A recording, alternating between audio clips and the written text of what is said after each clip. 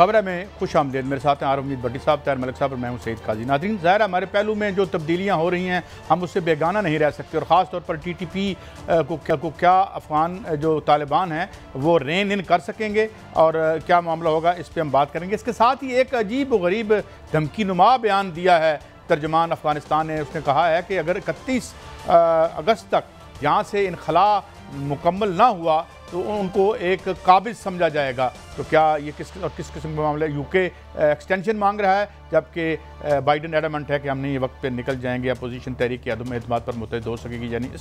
इसके साथ ही एक और बड़ा अहम सेंसिटिव इशू आया है आज खुद नोटिस के हवाले से, जो जनाब मोहतरम जनरल काजी ईसा साहब ने लिया था और फिर इस पर हुक्मनामा आ गया जनाब चीफ जस्टिस साहब का। ये क्या मामला है जिस पर हम खुद तो बात नहीं कर सकते, हम मुब्तदी या नौआमोज़ लोग हैं, किसी एक्सपर्ट से पूछेंगे कि हमें समझाएं ये क्या सिलसिला है। बड़ी साहब, पहले तो हम आ जाते हैं कि आप सब समझते हैं कि ये TTP ने बड़े यहाँ पे पहले भी हमें तकलीफ़ और परेशानियाँ होती रही हमें, और उधर जंग भी शुरू हो गई है। आप जानते हैं नॉर्थ में अहमद शाह मसूद का बेटा, देखिए अहमद शाह के मसूद ने पंजशेर में तालिबान की हुकूमत को तस्लीम करने से इनकार कर दिया और तालिबान ने उनका मुहासरा कर लिया। ताहम तालिबान के तर्जमान का कहना है कि वो फ़िलहाल कह रहे हैं कि मुज़ाकरत करेंगे, किसी से भी नहीं लड़ाई करेंगे, यहाँ तक कि हमने अशरफ गनी को भी माफ़ कर दिया है।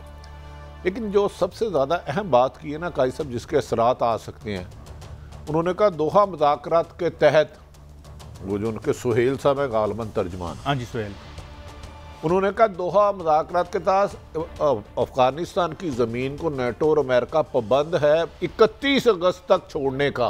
अगर वो नहीं छोड़ते तो फिर हम भी जवाब देंगे, उनको हम काबिज समझेंगे, हम काबिज समझेंगे वो हाँ। अब याद रहे कि इस वक्त काबुल एयरपोर्ट अमेरिकन फौज की उसकी निगरानी कर रहा है, तो तालिबान उस एयरपोर्ट की तरफ जा भी नहीं रहे। अगर 31 अगस्त तक अमेरिका मुकम्मल इनखला नहीं करता, नेटो की फौजें नहीं जाती, तो फिर तालिबान ने कहा है हम दोहा मुज़ाकरात की तमाम शिक्कों की वायलेशन अमेरिका ने बार बार की और हमने नेटो फौज के इनखला के मौके पर एक भी अटैक नहीं किया और तमाम लोगों को आम माफ़ी किया। और इस मौके पर कादी साहब और इनमें हिकमत यार ने भारत को भी वार्निंग दी है कि वो साजिशें करने से बाद आ जाए। अफ़गानिस्तान का अमन तबाह करने के लिए जो वो रहा इन्वेस्टमेंट कर रहा है, इसका भरपूर जवाब दिया जाएगा। तो मेरा ख्याल है आने वाले दिनों में अगर तालिबान इकट्ठे होकर तमाम वहाँ जो भी उनके ग्रुप्स हैं मिलकर हुकूमत बनाते हैं, तो उनका बहुत बड़ा इम्तिहान है कि इन हालात में जब अमेरिका ने भी सेंक्शन लगा दी और उसको एमिकेबली आगे लेके जाए अमन के साथ। अच्छा, शेख रशीद साहब का मैं मलिक साहब एक बयान सुनवा दूँ TTP के हवाले से, तहरीक तालिबान पाकिस्तान के ज़मीन में, फिर बात आगे बढ़ाते। सुनाइए जी। अफगानिस्तान की मौजूदा तालिबान ने यकीन दिलाया कि अफगानिस्तान की सरजमीन किसी सूरत में भी TTP को इस्तेमाल करने की तो कैन वी बिलीव देम? नहीं, इसमें तो आपके अपने मिनिस्टर कह रहे हैं। इसका मतलब एक चीज़ तो आप देखें, उनके जितने भी तर्जमान हैं अभी तक, जितने भी स्टेटमेंट हैं, पाकिस्तान के लिए पॉजिटिव बात की। उन्होंने कहा हमारे यहाँ से कोई टेररिज्म नहीं होगा। मैं आपको खबर भी देता चलूँ, ये इंटरनेशनल मीडिया में भी आ गई है, वॉइस ऑफ अमेरिका ने भी इसको दिया है। जो तालिबान के चीफ है उन्होंने एक 3 रुकनी कमीशन बनाया, उसमें उन्होंने कहा कि आप पाकिस्तान की जो शिकायत हैं, जो पाकिस्तान के कंसर्न है रिगार्डिंग TTP, आप उसको कंसिडर करें, पाकिस्तान को समझें और इसका कोई सलूशन निकालें। और ये भी इतलात आ रही हैं कि उन्होंने कहा है वो उनका ये कहना है कि पाकिस्तान ने काम अपने कानून के मुताबिक करना है, मगर उनकी ख्वाहिश है कि ये लोग हथियार फेंक दें और ये माफ़ी मांग लें। और उन्होंने ये भी कहा कि मेरी ख्वाहिश है कि किसी तरह ये लोग, अगर पाकिस्तान इनको माफ़ कर दे और ये दिल से हथियार फेंक दे, तो अपनी फैमिली से लेकर ये पाकिस्तान वापस चले जाएँ जहाँ से आए हैं। तो ये अभी तो आने वाला दिन बताएगा होता क्या है, मगर इब्तदाई तौर पर जो मैं आपको खबर दे रहा हूँ उसमें लग रहा है कि पाकिस्तान के लिए। और मेरे ख्याल में एक जो तालिबान अभी तक तो ये लग रहा है कि वो चूँकि उन्हें एक चाहिए कबूल आम या बात भी चाहिए अपना, पूरी दुनिया पाकिस्तान को फेंड करके तालिबान किस तरह चला सकते हैं अफगानिस्तान? सिंपल सी बात है, आप लैंड ऑफ कंट्री हैं, पाकिस्तान पे डिपेंडेंट है। अगर आप पाकिस्तान के TTP को इनकरेज करते हैं, मैं मतलब एक ऑब्वियस ही बात करूँ, हम जिंदा नहीं रह सकते। अच्छा भट्टी साहब, अब खबरें ये भी आ रही हैं कि इंडिया भी कोशिश कर रहा है कि, क्योंकि पहले उन्होंने $3 बिलियन की वहाँ पे की थी इन्वेस्टमेंट, और अब कोई हिकमत यार ने उनके खिलाफ बयान दिया है। हिकमत यार ने दी है, गुलबदीन हिकमत यार, हाँ जी, वो उनके साबिक वज़ीर आज़म है। जी जी।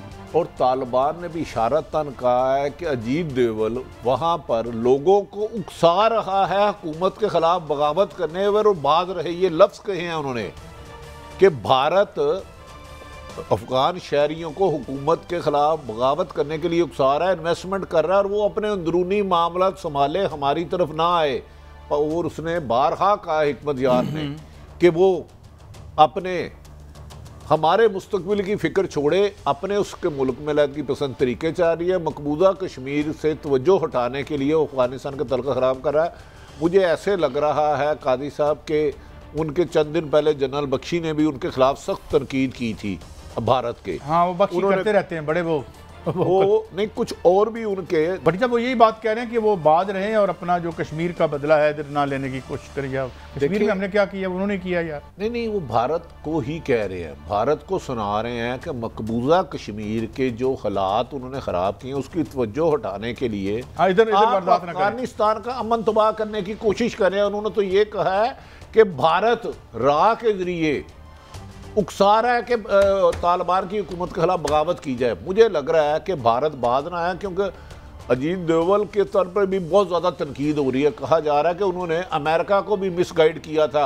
आप फिक्र ना करें, हमने बड़े ट्रेनिंग सेंटर अफगानिस्तान में खोल लिए हैं, भारत ट्रेनिंग दे रहा है। एक सवाल है, आप दोनों से सवाल मेरा, असल हाथ तो उनसे अशरफ गनी कर गया कि तनख्वाहें खुद लेता रहा, 1,70,000 गोश्त फौजी थे। कादी साहब कुछ इंटेलिजेंस जराए कह रहे हैं अशरफ गनी भी कर गया, और भारत ने भी जो ट्रेनिंग कैंप से अमेरिका से अरबों खरबों डॉलर लिए थे वो भी खा गया है।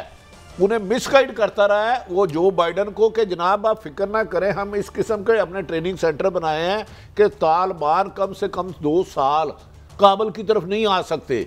इसी पे तो अमेरिका के जो पिछले दिनों गए थे तो उन्होंने मकबूजा कश्मीर की बात की थी। उन्होंने भारत से भी, जो उनके अमेरिकन वजीर खारजा ने कहा है कि आप तो हमें कह रहे थे कि एक तो इधर देखे ना, राह फेल हुई उनकी इंटेलिजेंस, उसके बाद अमेरिका की खुद CIA फेल हुई, इसराइल की मुसाद फेल हुई। इनका ख्याल था कि 3-4 साल अशरफ गनी भगोड़ा उधर रहेगा और तालिबान को आगे नहीं आने देगा।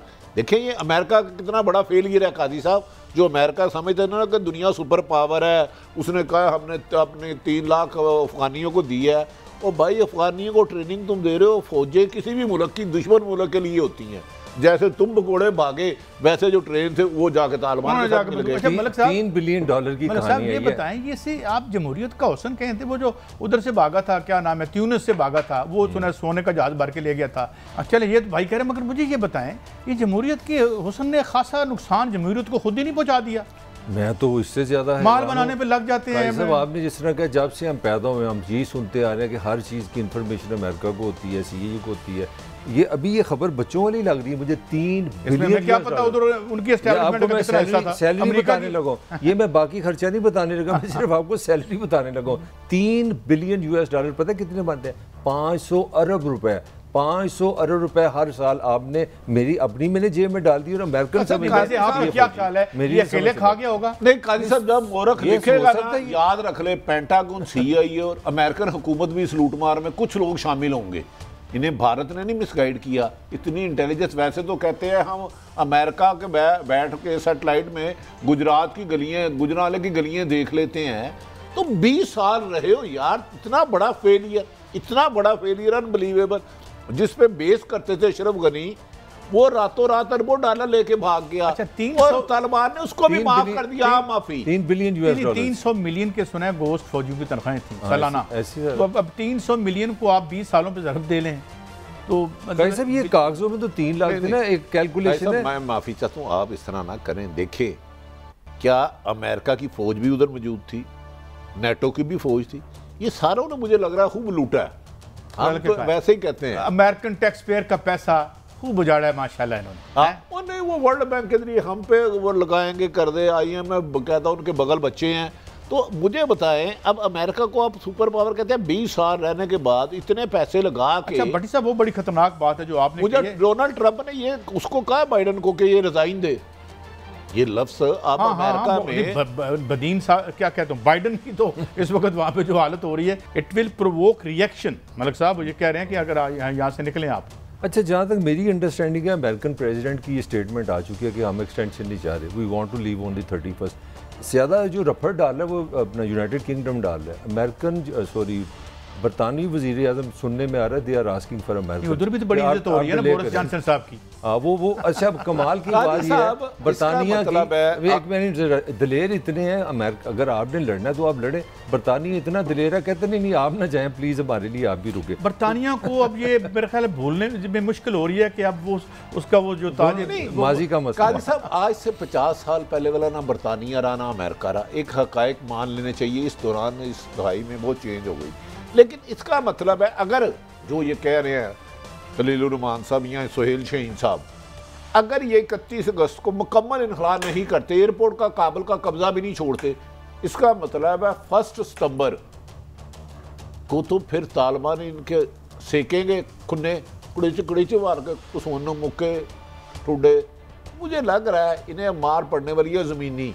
अच्छा बड़ी साहब, दो कमांडो लाइन ज़मीनी लड़ाई नहीं कर सकते, फिजाई हमला ही कर सकते। मैं आपको 2 खबरें देना चाहता हूँ बड़ी साहब। एक तो ये कि एक CNN की रिपोर्ट आई है, बड़ी चश्मकुशा है, और वो एक जदीद यानी जियोलॉजिकल सर्वे के मुताबिक दुनिया का थीलियम का दूसरा बड़ा ज़ख़ीरा अफ़गानिस्तान में है। $1 ट्रिलियन की, जिसे एक्सपेंसिव अर्थ कहते हैं, आज के बाद दुनिया में तेल फारग हो रहा है और थीलियम आ रहा है, और थीलियम का सबसे बड़ा ज़ख़ीरा बोलिविया में है और दूसरा यहाँ पे है। और $1 ट्रिलियन का मतलब है कि तकरीबन 3.5 पाकिस्तानों की कीमत है। ये 3.5 पाकिस्तानों की, $1000 बिलियन हो, $1000 बिलियन, और ऊपर ये एक दूसरे के गले काट रहे हैं। ये डेमोक्रेसी लेने गए थे, 20 सालों में ये काम नहीं कर सके। नूर मोहम्मद तराकी ने ये काम कर लेना था, मैं लिख के दे देता हूँ। लेकिन बात ये कि भट्टी साहब, $1 ट्रिलियन चंद गज नीचे पड़ा हुआ है, चंद गज नीचे। और अब मैं आखिरी स्टोरी मुकम्मल कर लूँ। वो कहते हैं कि अगर ये निकाल लें तो साउथ एशिया का सबसे अमीर मुल्क अफगानिस्तान होगा। कादी साहब, आने वाले 2-3 माह में बहुत सारी चीज़ वादे हो जाएंगी। याद रख ले, अमेरिका ना अमन के लिए वहाँ गया था, चीन और पाकिस्तान पर नज़र रखने के लिए गया था, और जान के अफ़गान हुकूमत को बगैर बताए हालात इतने ख़राब करके गया अपनी तरफ से कि आने वाले 10 साल तबाही रहेंगे। अब तालिबान पर डिपेंड करता है कि वो सबको साथ लेकर चले। अमेरिका अरबों खरबों ट्रिलियन डॉलर लगा के इसलिए नहीं गया कि अफगानिस्तान में अमन हो जाए, पाकिस्तान और चीन और मिल के सी पैक बनाए। पट्टी साहब, सी पैक से याद आया, सी पैक के हवाले से लगता है कि तीसरा हमला हुआ है और गवादर पे हमला हुआ है। मेरे ख्याल में हमें चौकस हो जाना चाहिए। नहीं, मैं फिर माफ़ी चाहूँगा इसमें ना।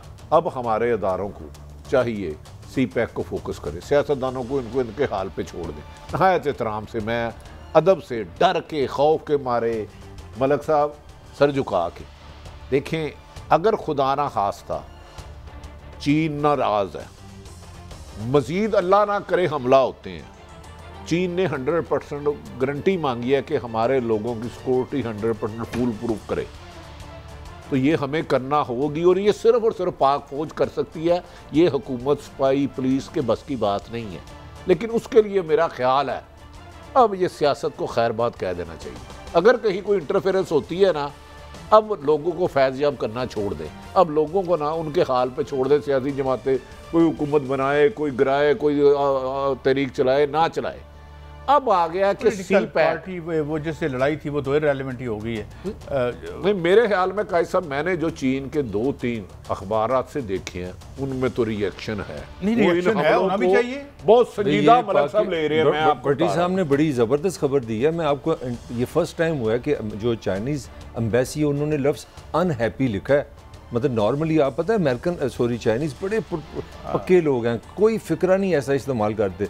ये जो समझदार लोग हैं, जो फॉरेन रिलेशन को समझते हैं, वो कहते हैं अगर पाकिस्तान में जो एम्बेसी है चाइना की, उसका ये लफ्ज़ कहना unhappy is a very serious thing. वो तो चाइना के अखबारों की बात करें, मैं चाइना की एम्बेसी की आपको बता रहा हूं। जो है वो हम जो है थले लगे रहे 50 साल 70 साल, तो अब इट माइट टेक टाइम, लेकिन मुझे लगता है इस पर सख्त एक्शन लेना चाहिए पाकिस्तानी रियासत। नहीं, अगर ना लिया कादी साहब, मैं बताऊं, सी पैक में सख्त मुश्किलात आएंगी। चीनी मीडिया कुछ और लिख रहा है, हम लोग जान के कर रहे हैं। अब मेरा ख्याल है बहुत ज़रूरी है, और एक पाकिस्तान में एक ही अदारा बचा है, इस्टेब्लिशमेंट, और मेरा ख्याल है अब उन्हें सियासी जमातों को फैज़ या ना फैज़ करने से पीछे हट जाना। अच्छा भट्टी साहब, मैं जरा उसी टॉपिक पे आपसे को बहस नहीं करना चाह रहा। नहीं, अफगानिस्तान में भी मलक साहब खुदा ना खास्ता खाना जंगी होती है तो इस मुल्क को बचा सकती है तो सिर्फ पाक फौज। बिल्कुल आप दुरुस्त कह रहे हैं। उसके लिए उसे मैं आपने जो चाइना की बात की, मैं आप दोनों को चाह रहा हूँ इस पे अपना इनपुट दें। अभी पाकिस्तान को $2.5 बिलियन IMF से मिल गया, $2.5 बिलियन US। तो इसका क्या मतलब है? इसका मतलब है कि हम कहीं ना कहीं अभी भी चाइना और अमेरिका का बैलेंस करना चाह रहे हैं। क्या है ये हमारा? नहीं, वो 250 मिलियन था जो गरीब मुल्क है उनको दिया गया उसमें। वो कोई काबिल फख्र बात नहीं है। देखिए वो जो 250 में से हमें 2.77 मिलियन हमें अब पाँव पे खड़ा होना है। मेरा अपना ख्याल है, कादी साहब साहिब इल्म है, इनकी नज़र बहुत दूर तक है। नहीं, वेस्ट वाले भी को प्लान लेके नज़र ही कमज़ोर है, लंबा प्लान नंबर और बढ़ता चला जाए। इस्लामाबाद बड़ा गर्म है, आपकी नज़र कमज़ोर है, कभी मोटो कभी सो मोटो कभी लोटो। वो आखिर में जाना। अच्छा साड़ी बारी आंदी दे आखिर साड़ी बारी कभी इस्लामाबाद सुप्रीम कोर्ट ने सो मोटो नहीं लिया, हमने सलमान दानिश के खिलाफ दुहाई दे दे के अदमुए हो गए। बड़ी साहब हमारी कौन सुनता है, गला खुश्क हो गया। तो इसका मेरा कोई वाकफ आ जाएगा फिर मेरा सो मोटो होगा यकीनन।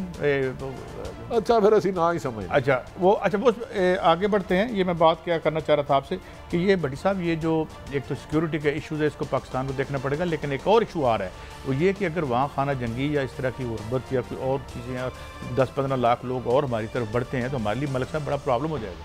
देखिए काई साहब, जो $1 मिलियन क्वेश्चन है बड़ा सिंपल है। ये एक्सपर्ट दुनिया के सारे कह रहे हैं कि तालिबान को $15 बिलियन एनुअल चाहिए मुल्क चलाने के लिए। अब जो छोटी छोटी खबरें आ रही हैं, को मैं कोई वैसे कोई नेगेटिव बात नहीं कर रहा, दवाइयाँ महंगी हो गई हैं। विद इन 3-4 डेज़ जो काबुल में जो चीज़ों का खाने पीने की बुनियादी चीज़ें उसमें 10 से 20-30% महंगाई होगी। आप जो मर्जी आइडियोलॉजी ले आए, अल्टीमेटली आम आदमी का कंसर्न महंगाई होता है। मेरा डर ये है कि अगर तालिबान ये चीज़ें कंट्रोल ना कर सके, $15 बिलियन कहाँ से लाएंगे? सुन लेना मेरी बात, जो थ्रेट क्या है? थ्रेट ये है कि अगर वहाँ पे लड़ाई होती तो 2 चीज़ें मुझे नज़र आ रही हैं, मेरी राय है। एक तो अफगानिस्तान फिर डिवाइड हो जाएगा, ये मुल्क एक नहीं रहेगा, इसमें हो सकता है ताजिक अलग हो जाए, पख्तून अलग हो जाए, जो एक्सपर्ट समझते हैं। दूसरा सबसे बड़ा डर वही, अगर अंदर लड़ाई होगी फिर महाजरीन पाकिस्तान आएंगे। देखिए जिस वक्त तक ये मौजूद थे तो काबुल से बाहर तो ये भी कोई नहीं थे ना, मतलब काबुल के इर्द गिर्द ही थे। साहब आपने जहाज़ों पे दौड़ते देखा है अफगानों को, किस तरह वो रोटी के लिए दौड़े हैं ना, वो अमेरिका का शो। यार बादशाह आदमी, अमेरिकन फौज खुद दौड़ी है। नहीं मुझे एक अमेरिकन फौज नहीं दौड़ी रातों को, उन्होंने अशरफ गनी को नहीं बताया। मुझे बात बताएं, ये जूता किसके मुंह पे लगा है? अमेरिका अफगानिस्तान में कभी आपने देखी है ये बर्बरियत कि इंसान जो है वो जहाज़ों पे लटक रहा है? सिविलाइजेशन पे जूता लगा, मुझे बताएं ना, सही किसकी सिविलाइजेशन? ये सारा सिविलाइजेशन पे लगा है, किसकी लगा है? सारा जेली साल आपकी पूरी दुनिया की फौजें, अमेरिका की फौजें ने, रिजल्ट ये कि जब आप निकले तो अल्लाह माफ करे कि लोग जहाज़ों के पहियों के साथ लगा। साहब मैंने तो कहा कि मैंने सारी जिंदगी जो चीजें हमने अमेरिका से इम्प्रेस हैं कि वो बड़ी तगड़ी। अमेरिकन खुद परेशान है, अमेरिका खुद फौज के बारे में सुन लें। अमेरिकन की फौज के बारे में वेटरन जो है ना, वेटरन्स भट्टी साहब, ये जो रिटायर हो जाते हैं फौजी, इन 2013 से लेके अब तक 45,000 अमेरिकी फौजियों ने खुदकुशी की है। 2013 से 67,000 जो हैं वो होमलेस हैं, सड़कों पे बैठे हुए हैं, और 155 जो है 1 लाख तो मेडल भी आपने फेंक किया। हाँ, उन्होंने हमारे पास यार वो वीडियो होगी, वो मेडल फेंक के कह रहे हैं कि हमें किधर भेज दिया था, हमसे धोखाधड़ी की, हमें कहानी और सुनाई, आगे कहानी कुछ और थी, माल तुमने बनाना था, अमेरिकी जो इशराफिया है उसने बनाना था, हमने खून से। तो वियतनाम में भी ऐसे। अच्छा अब महाजरीन का मामला, हम अपनी तरफ आते हैं। महाजरीन को हम कैसे रख सकेंगे और दुनिया कैसे हमारी सपोर्ट करेगी? मैं आपको बार बार देखें, टर्की का कितना नाम है, टर्की ने साफ कह दिया, मैं कह दिया। रशिया ने बंदर बड़ा डंडा सोटा चलाया कि खबरदार मेरी तरफ किसी ने नहीं आना। तो वेस्ट को भी यही मसला है। अब मैं कल अपना बरतानिया का सोच रहा था, बरतानिया ने ये लाइन निकाली कि 400-500 हमारा जो वहाँ पे बंदा बैठा है, पाकिस्तान उसको वीज़ा दे, पाकिस्तान उनको यहाँ पे रखे, बाकी प्रोसेस हम यहाँ से करेंगे।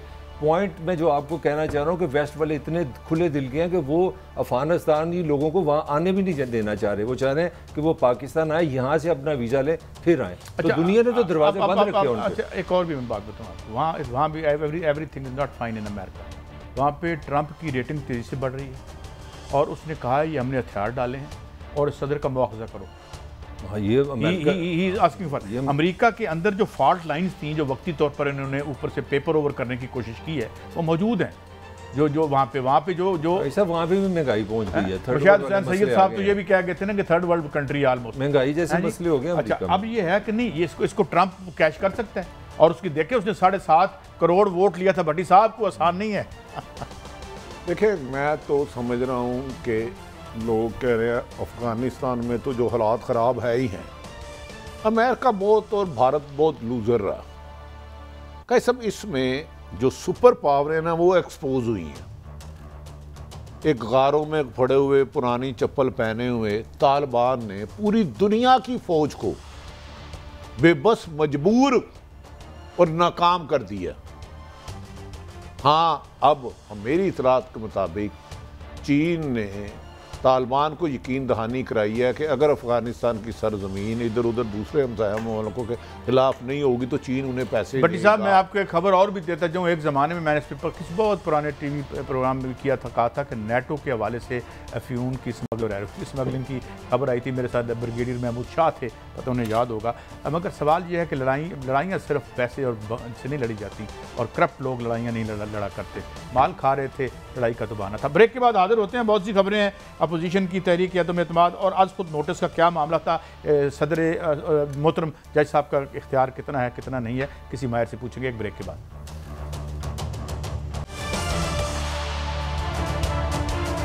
Welcome back. अब हम अपनी जो एक अजीम सियासत की अजीम दास्तान है भट्टी साहब, उसकी तरफ आ जाते हैं। अपोजिशन तहरीक अदम एतमाद पर मुत्तहद हो सकेगी, अदम एतमाद करेंगे, अदम एतमाद हो रहा है 3 साल से मगर कुछ हो नहीं रहा।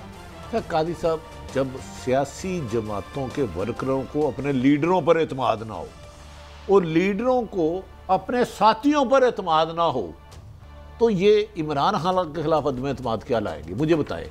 क्या पीपल्स पार्टी को पीडीएम पीपल्स पार्टी ने बनाई? एम आई राइट?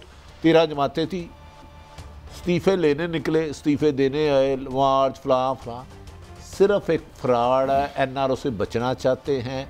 इनमें दम हम मेरे ख्याल में जो अब तक इन्होंने दावे किए हैं है ही नहीं। अगर ये इमरान खान को तब्दील कर सकते होते तो मेरी नज़र में आधा सेकंड भी ना लगाते। याद रख लें, क्योंकि 24 को गालबन शहबाज शरीफ साहब को दोबारा नायब ने बुलाया, पिंडी ने गालबन नहीं। अच्छा, मैं एक आपको एहसन इकबाल साहब का 60 सुनवा दूँ, लेकिन भट्टी साहब ये मैं 60 के बाद आपसे एक बड़ा अहम सवाल करूँगा। आजकल PMLN के बहुत से जो मेंबर पार्लियामेंट हैं उनकी मुलाकातें चौधरी बरादरान से भी कुछ हो रही हैं, वो क्या कहानी है? मगर पहले एहसन इकबाल साहब।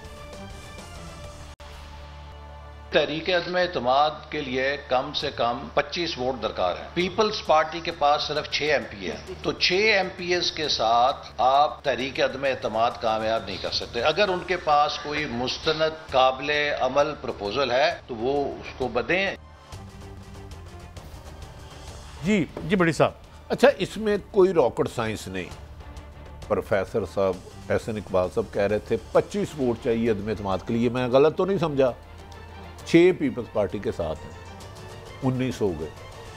अगर चलो मिल गए इनको, तो काफ लीग के पास 8-9 है, काफ लीग से मुलाकातें होती हैं। दरअसल वज़ीर आज़म ने, इमरान खान साहब ने 2018 में वादा किया था कि काफ लीग को 2 वजारतें देंगे, उनमें एक मोनसलाई था, वजारत दी और जान के ऐसी बिल्कुल अपाहज दी जिसमें कोई दम खम। पहले मुझे ये समझ जाएं कि दम खम वाली वजारत कौन सी होती है और बगैर दम खम वाली कौन सी? अच्छा, दम खम वाली होती है जो उन्होंने वज़ीर आज़म पाकिस्तान ने अपने करीबी लोगों को दी, दाखिला, खारजा, और उसमें होता क्या है? वो असल में काजी साहब पूछ रहे, उसके अंदर क्या होता है? देखें, असल वजीर की वही तनख्वाह है। मैं कह रहा हूं अंदर क्या होता है? ल्यूक्रेटिव मिनिस्ट्री तो नहीं होती। नहीं, यही होती है। देखें ना, अगर आज कुछ ट्रांसफ़र पोस्टिंग हुई है DIG सबान की, अगर मैं हकीकत बताऊं ना कि वो क्यों किस्सा लगा है, फिर हमें कहेंगे सबूत दो। इधर करप्शन काजी साहब रसीद के बगैर होती है। एहतराम से करप्शन की ना कभी रसीद हुई है। आपके वज़ीर आज़म ने असम्बली में खड़े होकर कहा ये हैं वो ज़राए, कौम से ख़िताब करते हुए कहा सुप्रीम कोर्ट उन्होंने वो कैडबरी फंड दे दी, पता नहीं क्या दे दिया मरियम साहबा ने, आपकी लीडर ने। तो लिहाजा गुजारिश ये है, मेरा नहीं ख्याल कि इस वक्त अपोजिशन जमातें इस पोजीशन में हैं कि पंजाब या वफाक में अदम एतमाद ला सके, तब तक जिस अवाम ने इनको हुकूमत को लाइए जब तक वो अवाम इनके साथ है। अवाम की ताकत का आपको अंदाजा ही नहीं, ना नजर आए तो खतरनाक होती है। ठीक ठीक मैंने मलक साहब बड़ी बड़ी गल कहती, तुसी समझे नहीं। मैं डर गया हूं आपकी बात से। अवाम जिहड़ी नजर ना आए ना, वो ताकतवर होती है, वो होती है। फिर आप दुनिया में नजर नहीं आते। अल्लाह नहीं। ये ब्रेकिंग यार आगे बढ़ते हैं। ये थोड़ी सी मैं आपको इनमें बता दूं, इतनी पीटीआई को जो इमरान खान साहब का पंजाब का मसला, वो नून नहीं है, भट्टी साहब ने बिल्कुल 200% सही खबर दी है। उनका मसला अपनी पार्टी है। इस वक्त असद उमर साहब पंजाब में आए हैं क्या करने? काफ लीग की नाराजगी दूर करने। इतला ये है कि देखें 25 तो उन्होंने खुद बता दी है। और दूसरा आपको पता है, वो भी ओपन खबर है कि अपने फयाज चौहान साहब हैं, वो अपना काम कर रहे हैं तरीन ग्रुप पे। कि डर ये है पीटीआई का मसला नून नहीं है। मैं फिर दोबारा बता रहा हूँ, अपने घर की लड़ाई नहीं ख़त्म हो रही। और ये इसीलिए असाइनमेंट दे दिया असद उमर को और अपना फयाज चौहान को कि भाई यो ना कि 25 बंदे अपने घर से चले जाएं और काम। मैं अगली स्टोरी पे आता हूँ मलिक साहब के। बड़ी साहब ये शहबाज ही समझिए, शहबाज पीटीआई में सिर्फ मैं एक पॉलिटिकल बात है। मैं क्योंकि आज 2-3 पॉलिटिकल लोगों से मिल के आया हूँ, आपकी केयर ऑफ ना काजी सईद करके मैंने चिट भेजी, उन्होंने बुला लिया। अच्छा आप काजी सईद मलिक साहब कल गए थे तो उन्होंने दरवाजे बंद कर लिए। उन्होंने कहा काजी सईद साहब का स्ट्रिंगर है। उन्होंने कहा यार पीटीआई की बदकिस्मती ये है, इनके पास पंजाब में एक बंदा भी नहीं जो जाके किसी से टेबल टॉक कर सके सिवाय चौधरी सरवर गवर्नर पंजाब के। अब फयाज चौहान वो सुना है बड़ा ग्रुप बना रहे हैं, वो तो वजीर आजम बनना चाहते हैं। नहीं वजीर आजम तो देखें, वजीर आजम अगली दफा नहीं, वजीर आजम इस मुल्क में बनेगा नून लीग में नवाज फैमिली, पीपल्स पार्टी में जरदारी फैमिली, और इमरान खान में इमरान खान, और फिर इमरान खान, और फिर इमरान खान, फिर उसके बाद पीटीआई खत्म। अच्छा भट्टी साहब किधरे भी नहीं है। एक मैंने आपको अपनी राय दी है। एहसन इकबाल साहब एक दफ़ा हमारे शो में आए थे, तो हमने उनसे बात की थी। मेरे साथ चौधरी गुलाम हुसैन साहब होते थे उस दिन में। तो मैंने उनसे कहा था कि जो ये रिंग रोड का गालबन एक ठेका था 3 अरब रुपए का, उसकी तज़ीन व आराइश का, वहाँ सुना कोई बड़ी तज़ीन व आराइश हुई है, लगता है डिज्नीलैंड में पहुँच गए हैं। तो हुआ होगा, हमें नहीं पता कोई रॉन्ग डूइंग हुई है। लेकिन नैब ने कल शहबाज शरीफ साहब को बुला लिया है और पेशी एहसन इकबाल साहब के भाई या उनके किसी अजीज़ को कॉन्ट्रैक्ट देने का मामला है। बड़ी साहब इस बारे में को आपके पास खबर है? मेरे पास इस बारे में इल्ज़ाम है, बिल्कुल इस बारे में खौफनाक खबर है। लेकिन मैं क्या कहूँ, इस मुल्क में करप्शन मौजूदा हुकूमत में भी बुराई नहीं है। एहसन इकबाल साहब के नाम आ रहा था, जो लाहौर मेट्रो बनी थी ना, जहाँ स्टाफ होते हैं, 7 करोड़ का ठेका 70 करोड़ में गया। कादी साहब, आप हमें गरीब मुल्क समझते हैं। इनका एक खास आदमी, मैं नाम नहीं लूंगा किसी बंदे का, क्योंकि फिर ये कहेंगे जी हमारा नाम लेते हैं। वो ठेकेदार मेरे पास आ गया, कहते हैं जी ये मेरे से 20 करोड़ रुपये मुफ्त का लूट रहे हैं, खुदा के वास्ते हुकूमत को दे दो। मैं चीफ सेक्रेटरी के पास भी गया हूँ, कोई उस वक्त वफाकी वजीर था, वो जाके फाइल, लेकिन आप 1 रुपए की करप्शन भी नहीं निकाल कर दे शहबाज शरीफ साहब की। यार नहीं, वो एक और नारोगा, पता नहीं, मुझे नहीं पता, गुजरांवाला रेंज का एक वजीर था जिसका भी वहाँ पर काम कर रहे थे। यार मैंने वो कागज़ देखे, मैं एक अफसर के पास चले गया, मैं कहा यार इतना ऊपर अनशर्ट केस है, आप इन्हें क्यों नहीं अरेस्ट करें? तो मुझे उस अफसर ने कहा आप क्या चाहते हैं मैं बलूचिस्तान चले जाऊँ? कादी साहब ये तो असलियत है, जो कहते हैं 1 रुपये भी की करप्शन नहीं, वो खुदा का वास्ता है। करप्शन ना हो फिर पिंडी, कादी साहब करप्शन ना हो तो ये लेके फिर ना रहे हो वहाँ पे, आप भिखारी ना हो, भिखारी ना हो। आज आपकी 70% पॉपुलेशन 2 वक्त की रोटी खा सके। सर मैं ये नहीं कह रहा कि करप्शन नहीं, मगर मेरा सवाल ये कि एहसन इकबाल साहब भी हुए हैं नैब से, साद रफीक साहब भी हुए हैं। अगर मैं नाम लेना शुरू करूं तो पता है आपको सारे, साबित किसी पे भी नहीं। अच्छा, याद है डॉक्टर आसम को 5000 साल हो गए हैं, जरदारी साहब हो गए। आपका नाम क्या पूरा? मेरा नाम, आप नाम तो सबसे सीनियर है। डू यू थिंक पाकिस्तान में करप्शन नहीं होती? अगर आप कह दें तो मैं कह दूंगा। मैं अगर 300% होती है। एक होता है करप्शन साबित ना होना, एक होता है करप्शन हुई नहीं। मेरी बहस इसका मतलब बद नीयत अफसर लगा दिए गए हैं। ये दे ना, शहनशाह अकबर, ये पॉइंट है। शहनशाह अकबर ने एक हाउसिंग सोसाइटी से अपने कारे खास के जरिए 3 करोड़ रुपया लिया। वो बंदा मेरे पास आया, मैं कहा भाई जी मैं इस मुल्क की इंसाफ नहीं ले सकता, मैं बेबस हूँ। अच्छा मलिक साहब, ये दो मलिक साहब अब क्या बताऊं? मलिक साहब आप ऑनेस्टली समझते हैं कि ये सारे जनदार लोग थे और टोपियां सी के गुजारा करते थे? 35 साल आप कहाँ साबित करते हैं? टोपियां सीते नहीं। कादी साहब जरा आप मलिक साहब से पूछे, कादी साहब 3 करोड़ छोटी सी खबर दी है, नहीं, डू यू थिंक आप हर अदारे में फिरते हैं, पाकिस्तान में करप्शन नहीं है मैं भी अल्फाज माफी मांगूंगा आज लोगों से। अच्छा भट्टी साहब ये खबर ठीक है तो आपसे। अच्छा अब ये हक हलाल के पैसों से ये जो शादी हुई है, ये लेन्सबरो का नाम है, लंदन मोस्ट एक्सपेंसिव होटल, और पता नहीं इनमें कितने बिल गेट हैं, पहिया इन्होंने ईजाद किया था, ये कौन लोग हैं, मतलब खद खाण तो इलावा काम कोई नहीं आंदा, तो नोटां दे ढेर दी समझ नहीं लगदी, फिर तुसी कहंदे हो साबित नहीं होया। इनमें मलक साहब फॉर योर काइंड इन्फॉर्मेशन कम से कम एक फी पर्सन 700-800 पाउंड का खाना है।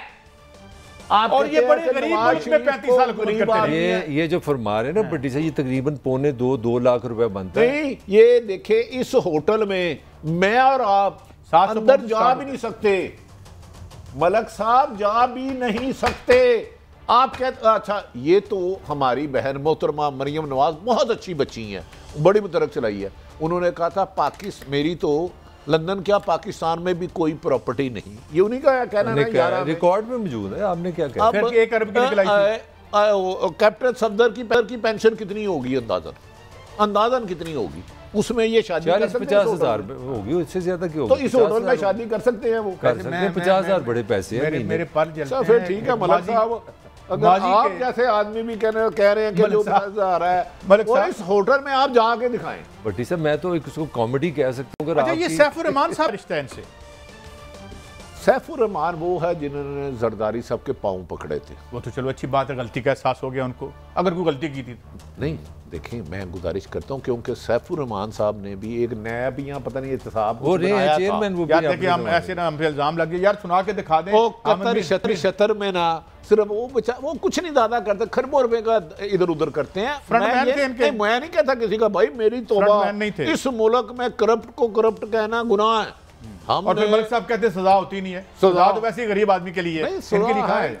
अच्छा जी तो मलक साहब सैफुर रहमान साहब की भी दौलत आप देख लेना तो आप पाकिस्तान का कर्जा उतार सकते हैं, मैं आपको ये खबर दे रहा हूँ, सिर्फ आप उसकी दौलत पता। मलिक साहब एक बात समझ नहीं आती कि ये इतने अमीर हो गए, मुल्क का बेड़ा गर्क हो गया, इसकी इसीलिए अमीर हुए ना। अच्छा मलिक साहब मैं आपसे एक सवाल करूंगा, आपने जवाब देना, काई साहब आपने इंटरफेरेंस नहीं करनी। ओके।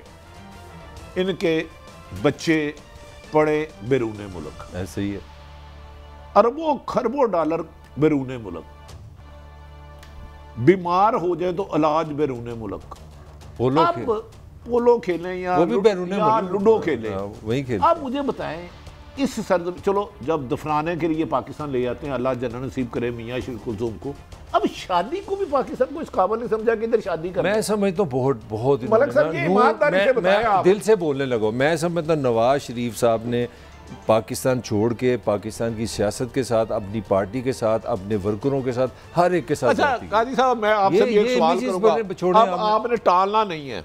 देखिए भट्टी साहब सुन लेना, दुनिया का वो मुल्क है जहाँ पे आप बैठे हैं जिसकी 1/3 आबादी जो 8 करोड़ है वो एक वक्त का खाना नहीं खाती। ये मेरा प्राइम मिनिस्टर है यार, 3 दफा सैफुर रहमान है, मरियम एक माँ तो है, यकीनन अल्लाह ताला उन अपने बच्चों की खुशियां दिखाएं। क्या वो शादी इधर नहीं कर सकती थी? मुसरत शहीन ने गाना गाया था, मेहंदी सजदी जे नचे मुंडे दी माँ, तो ये क्या वजह अपने बेटे की शादी इधर नहीं की, अब वलीमा करेंगे? काजी साहब इनकी क्या मजबूरियां, क्यों नहीं ये गई या इधर शादी क्यों नहीं हुई? मुझे दोनों बातों का जवाब दें आज। मैं समझता हूँ कि इस बात का जो जवाब है उन्हें परवेज रशीद साहब से लेना चाहिए।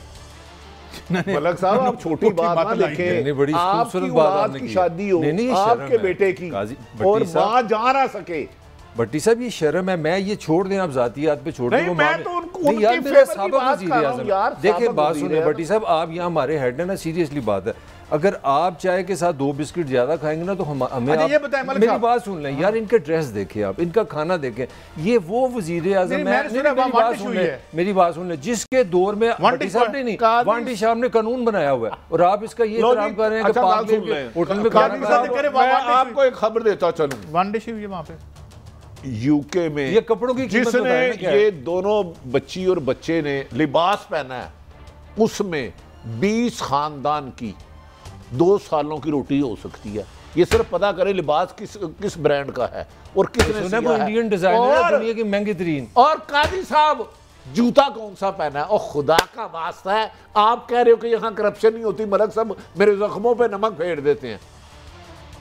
ये जिस होटल में आप जाके दिखाएं लंदन, आप बड़ी सर थोड़ी सी बात उठव रही है, बड़ी सर बात उठव रही है, मैंने पहले भी की थी। मैं एक बड़े जिम्मेदार बंदे के को कोड कर रहा, नाम बताना मुनासिब नहीं बनता। उन्होंने कहा जनरल जिया ने मुझे कहा कि इन्वेस्टिगेट करो जुल्फ़िकार अली भुट्टो पे, बतौर साबिक वज़ीर-ए-आज़म मैं बात कर रहा हूँ। तो उसने ना जाके पता किया कि अब जो क्लिफ्टन उसका घर था ना, उसके पौधों का कोई चक्कर निकला। उसने कहा 20-22 हज़ार के पौधे नए लगे हैं। और जब ये वज़ीर-ए-आज़म पाकिस्तान थे, भुट्टो ने जेल से अपनी मिसिस को नुसरत को फ़ोन किया और वो रसीदें ले आई कि ये हमने अपनी जेब से पौधे लगवाए थे वज़ीर-ए-आज़म के घर। मलक साहब, होटल ये था पाकिस्तान का कल्चर। जुल्फ़िकार अली भुट्टो लीडर था, मैं आपको बता रहा हूँ, पौधे तक अपनी जेब से। साहब आप जरा मनाजर देखें, आप जब लंदन कभी जाए ना इस होटल में, मुझे जाके आपने खाना खा के बताना है उसका बिल कितने का है। फड़े जाओगे काजी साहब, अब ये आपने करना है, गरीब बंदा नहीं बाहर जा। अच्छा काजी साहब, दूसरा बताऊं, इंडियन ये जो डेकोरेशन की है ना, वहाँ के बहुत बड़े डिजाइनर ने की है। नहीं, ये कपड़े भी भट्टी साहब ऐसे रफली कितना पैसा लगोगा? नहीं रफली आप तो मैं नहीं बताता, लंदन काफी दफा मेरा रफली बताया। मेरा एक दोस्त है, उसने डेकोरेशन की है, उसने मुझे बताया डेकोरेशन के पैसे मेरी 4 पे गिर गई। मैं फिर भी बताया ना, देखें आप भी तो यार मेरी आपकी सोच से ज्यादा साहब, हम देखे हमें कहेंगे ये रसीदे लेके आओ, शादी ये खुद कर रहे हैं। इस होटल का किसी से पूछ ले पर पर्सन बूफे कितना खाना है, एक दिन का कितना मुरीद के सारे लोगों की शादी का इतना खर्चा नहीं हुआ जितना। लेकिन आप भी तो ज्यादती करते हैं। अब मुझे पता ही नहीं चला इनकी जेब में 25 अरब को डाल के चला गया, तो वही खर्च कर दिए होंगे यार। नहीं कादी साहब के फैन, मेरा जवाब है, मरियम एक वालदा थी, शादी उनको अपने बेटे की यहाँ करनी चाहिए थी पाकिस्तान की। मगर एक मैं आपको खबर दे दूं, कल उनका जो गाड़ी यहाँ पे जाती उम्र है उस पर भी रोशनी उन्होंने लगाई है। वो तो वलीमा कर रहे हैं ना। बात सुने अब भाइयों, मुझसे नाराज ना हो, मैं थोड़ा सा इख्तलाफ करने लगा। यहाँ ब्रेक पे जाने से पहले, यहाँ भी जहाँ वो शादी करते ना, वो कोई और पाकिस्तान होना था, यहाँ भी 2 पाकिस्तान। कादी साहब प्लीज नहीं, मलक साहब ये गलत बयान नहीं करें। मैंने सुना मरीम नवाज साहब ने आपको स्पेशली कार्ड भेजा कुछ 5-6 साफियों को। आपको शादी का कार्ड नहीं आया मरीम साहब का? शनाख्ती कार्ड नहीं, जुनैद सफदर साहब की ब्रेक पे जा रहे हैं, बड़ा अहम इशू है। इसके बाद बड़ा बेशक कार्ड खाली हो, लेकिन नहीं आया नहीं, टिकट के पैसे नहीं थे साहब। अच्छा, मैं ये एक ब्रेक की तरफ जा रहे हैं, तो बड़ा मामला सुबह मोटो एक्शन लिया था काजी फाइज साहब ने, लेकिन उसके बाद एक बड़ा अगला ऑर्डर आ गया चीफ जस्टिस साहब का, जो कायम मकाम चीफ जस्टिस हैं।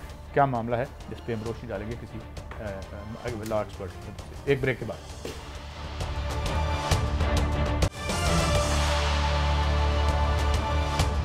वेलकम बैक नाज़रीन। मैं जल्दी से बता दूं कि ये स्टोरी क्या है। एक आज खुद नोटिस लिया जनाब काजी फाइज साहब ने, और 25 को बुलाया गया और मुख्तलिफ इदारों को जो है वो तलब कर लिया गया। उसके बाद एक और हुक्म आता है, वो चीफ जस्टिस जो कायम मकाम चीफ जस्टिस हैं जनाब उमर अता बंदयाल साहब, उन्होंने 26 को इन्होंने बुलाया, 25 को उन्होंने बना लिया। तो वो ये आज खुद नोटिस था।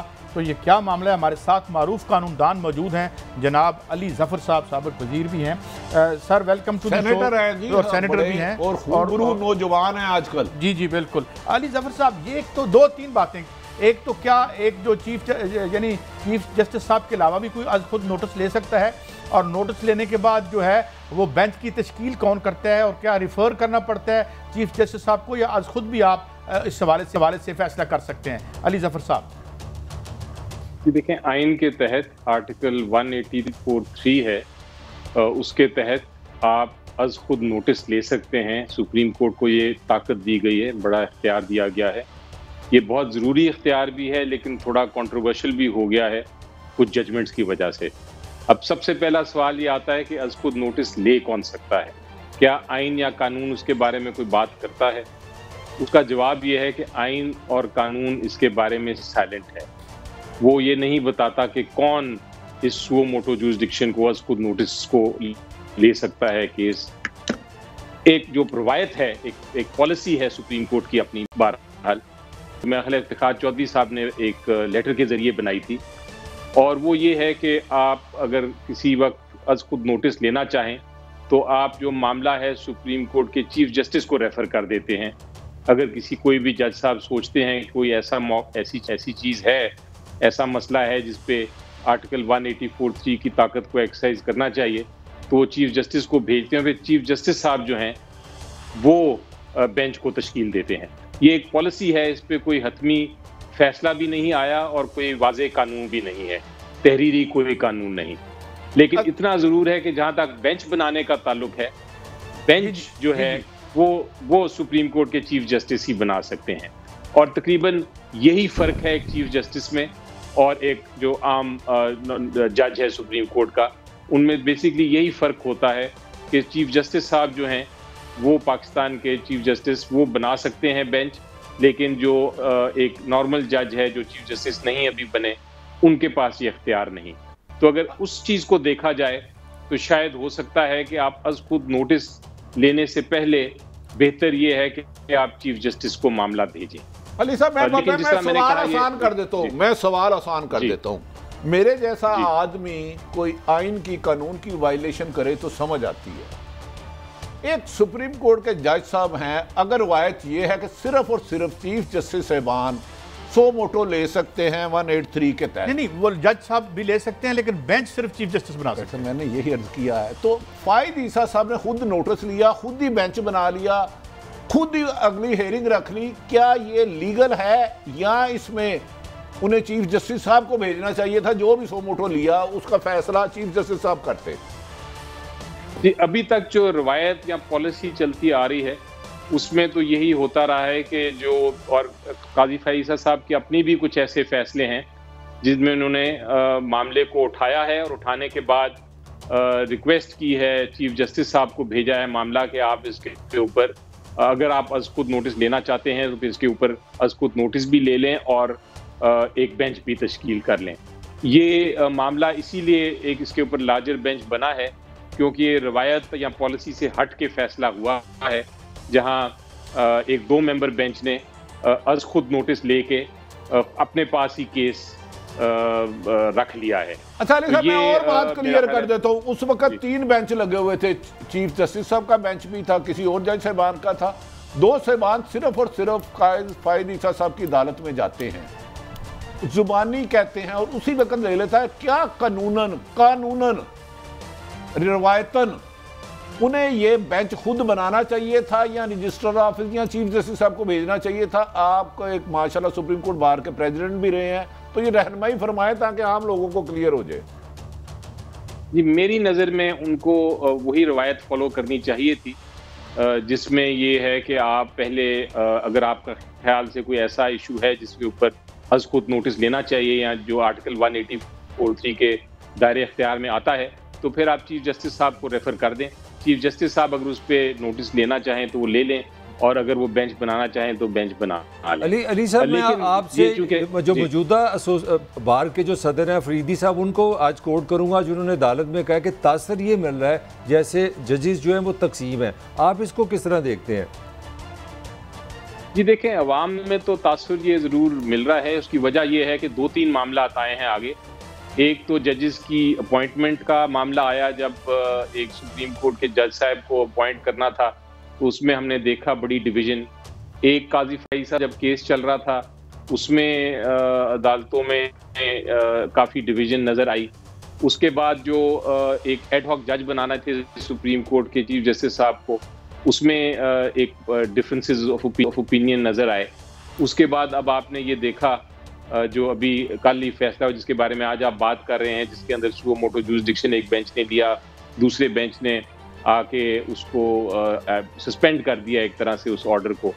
तो ये मामला अवाम को तो यही लगता है कि डिफरेंसेस ऑफ ओपिनियन हैं और वो ज़्यादा बढ़ते जा रहे हैं। मेरी नज़र में इसका एक इलाज है और अब वक्त आ गया है कि पार्लियामेंट को इसमें मुदाखलत करनी पड़ेगी और एक आईनी तरमीम करने के बाद ये जो सुओ मोटो जुरिसडिक्शन है या अज खुद नोटिस लेने की जो ताकत है, इसको एक तरह स्ट्रक्चर करना पड़ेगा, इसको एक रिफाइन करना पड़ेगा कि ये किस सिचुएशन में ली जा सकती है और इसके ऊपर एक तरह से कौन ले सकता है। क्या ये सुप्रीम कोर्ट के चीफ जस्टिस ले सकते हैं या बेहतर ये है कि सीनियर मोस्ट जजेस बैठ के फैसला करें कि कौन सा मामला ऐसा है जिस पे। अच्छा अली जफर साहब, एक और सवाल है और बड़ा मैं बड़ा मुद्दबाना पूछ रहा हूँ। जब पॉलिटिकल पार्टीज किसी एक जज या दूसरे जज के हक में बयान देती हैं और जब बार काउंसिल्स कहती हैं कि इस केस के बेंच में ये बंदे शामिल होने चाहिए, तो ये क्या है? इस तरह की रवायत किसी अफ्रीका के मुल्क में भी है या ये एजाज़ हमें हासिल है? देखिए, जिस तरह मैंने कहा कि ये होना नहीं चाहिए। इख्तियार सिर्फ जहाँ चीफ जस्टिस के पास है बेंच तश्कील करने का, या ये इख्तियार अगर कानून साजी हो इसके ऊपर तो वो किसी सीनियर जजेस को, कमेटी को दे दिया जाए कि वो बेंच की तश्कील करें। लेकिन किसी और पॉलिटिकल पार्टी का या किसी और अदारे का भी ये कहना कि इसमें इस जज को बैठना चाहिए और इस जज को नहीं बैठना चाहिए, ऐसा एक तरह से जो आज़ादी है जुडिशरी की, उस पे एक निशानियां। लेकिन ये क्या जज साहब की तौहीन भी नहीं है? अगर कहा जाए कि मैं कहूं कि जी अली जफर साहब ही मेरा केस सुने, मैं ये कहता हूं, तो मैं क्या अदालत आलिया की तौहीन का मुर्तकिब नहीं हो रहा? एक तो मैं मिसट्रस्ट कर रहा हूं सारी अदालत पे और आपके कैरेक्टर को भी मशकूक कर रहा हूं। नहीं, देखें, अगर डिपेंड करता है कि आप क्या कह रहे हैं। अगर आपके ख्याल से कोई ऐसा टेक्निकल केस है जिसमें बेंच को ज्यादा लोगों को सुनना चाहिए, तो ये कहने में कोई हर्ज भी नहीं और ये कंटेम्प्ट भी नहीं बनती। लेकिन अगर आप ये कहें कि इस शख्स को माजी का रेफरेंस को दे सकते हैं कि सुप्रीम कोर्ट का एक बेंच के फैसले को मुअत्तल कर दे, कोई इस तरह की हमारी कोई सुप्रीम कोर्ट की तारीख है जिस तरह आज 5 रुकनी बेंच ने उसको किया 2 रुकनी को, है ऐसी कोई इसकी नज़ीर? बिल्कुल है, बिल्कुल है जी। बल्कि मैंने तो विटनेस भी की है इसको, मैं इस पे इसकी शहादत भी दे सकता हूँ। ये होता ये था, आपको याद है शहजाद अली शाह साहब थे चीफ जस्टिस और उनके एक बेंच बना हुआ था, वो एक फैसला देते थे तो दूसरी तरफ जाके एक और दूसरा बेंच उसी फैसले को, लिटरली उनके कमरे साथ साथ थे, एक दूसरा बेंच उसको सस्पेंड कर देता था। तो ये हमने देखा है सुप्रीम कोर्ट में होते हुए ऐसे मामले। और ये आपको याद होगा, ये तब का बात है जब शहजाद अली शाह साहब ने एक कंटेम्प्ट नोटिस दे दिया था नवाज शरीफ साहब को, और उसके बाद फिर अल्टीमेटली एक बेंच ने ये फैसला दिया जिसके बाद शहजाद अली शाह साहब शायद वो चीफ जस्टिस भी नहीं रह सके। तो ये हमने एक्सपीरियंस किया है। आपने फरमाया कि इसमें क्रिस्टल क्लियर लॉ नहीं है कि सो मोटो चीफ जस्टिस साहबान ले सकते हैं या दूसरे, तो आप सेनेटर भी हैं, क्या हुकूमत इसके लिए कोई कानून साजी करेगी ताकि ये बहाम रहे ही ना, नेक्स्ट टाइम कोई ऐसा हो ही ना कि सो मोटो किसकी पावर है और किस सूरत में लिया जा सकता है? क्या आइन में तरमीम करने का हुकूमत इरादा रखती है? जी, मेरे ख्याल से अब वक्त आ गया है और इस पे बड़ी देर से डिबेट हो रही है, लेकिन अब वक्त आ गया है कि जिस तरह मैंने कहा पार्लियामान को अब एक स्टेप इन करना पड़ेगा और बड़ी के जरिए। आप एनलाइटन कर रहे थे, वक्त कम है लेकिन खत्म। तो आपको तो याद है ना कि जो एक बेंच ने फैसला किया था काजी फाइज साहब के हवाले से और अगले बेंच ने उसको सर एक छोटा सा कमेंट है, सहाफियों का हिरासा करने का किस्सा खत्म हो गया और सुमो मोटो आगे सहाफियों पे जाली रेटिंग रुसल्ला मसलत की जाती है, उस पे क्यों नहीं फाइल? उनसे भी आज गुजारिश करता हूं ये सिलेक्टेड ना करें। वक्त खत्म हो गया। मुझे लगता है हम सहाफी भी बड़े डिवाइडेड हैं आजकल। तो है डिवाइडेड भाई, अल्लाह यूनियन ही नहीं है।